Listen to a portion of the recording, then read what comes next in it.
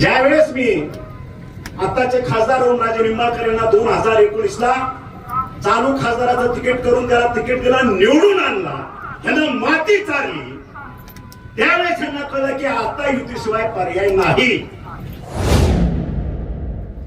जिल्ह्यातलं भाजप ते चालवतात, राष्ट्रवादीशी नातं होतं, अजितदादा राष्ट्रवादी गट तेच चालवतात, सगळे विफॉर्म ह्या खिशात ह्या खिशात, शरद पवारची राष्ट्रवादी ते मागच्या खिशात, ते बी विफॉर्म त्यांच्याकडं, एक आमच्यातला गद्दाराचा गट शिवसेनेचा ते बी पुढच्या खिशात, त्याचे बी विफॉर्म तिथं. राहिला कुठला पक्ष? ज्यावेळेस मी आताचे खासदार ओमराजे निंबाळकर यांना 2019 ला चालू खासदाराचं तिकीट करून त्याला तिकीट दिला, निवडून आणला, ह्यानं माती चारली, त्यावेळेस त्यांना कळलं की आता युतीशिवाय पर्याय नाही.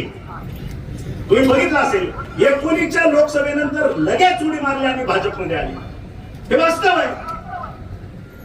आणि मग आता त्यांचं नशीब बनवत तर म्हणून 5 उंगल्या घिमे, ते कसं?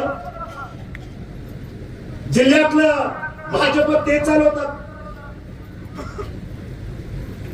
राष्ट्रवादीशी नातं होतं, अजितदादा राष्ट्रवादी गट तेच चालवतात, सगळे विफॉर्म ह्या खिशात ह्या खिशात, शरद पवारची राष्ट्रवादी ते मागच्या खिशात, ते बी विफॉर्म त्यांच्याकडं, एक आमच्यातला गद्दाराचा गट शिवसेनेचा ते बी पुढच्या खिशात, त्याचे बी विफॉर्म तिथं. राहिला कुठला पक्ष? आणि काँग्रेसचं तरी हास्यास्पद झालंय. ज्या वेळेस आमच्यासारखे बालबच्चे नव्हते, लढणारं एकही नेतृत्व ह्या जिल्ह्यामध्ये नव्हतं, त्यावेळेस मी तरी असं म्हणेन, मला वंदनीय आहेत, वंदनीय मधुकररावजी चव्हाण, त्यांनी ह्या महाशक्तीला तोंड दिलं, 30 वर्ष किल्ला लढवला.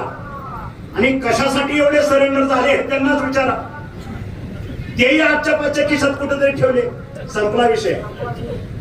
आणि म्हणून युती का आघाडी हा विषयच राहिलेला नाही.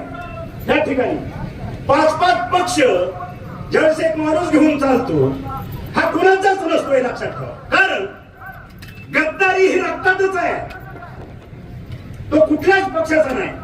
उद्या ह्या महायुतीचं सरकार जाऊ द्या किंवा कुठली अडचणी उद्या महायुतीच्या सरकारला, आणि आघाडीचं सरकार किंवा कुठली काय नवीन समीकरण जुळू द्या, पहिला उडी मारणार हे बेडूक असेल, हे तुम्हाला सांग. कारण तत्व आणि नियत या दोन्ही गोष्टीचा अभाव असणारी माणसं आहे. विचार हा प्रकार नाही, तत्व हा प्रकार नाही, आणि त्याच्यामुळं आपण सावध होणं गरजेचं आहे.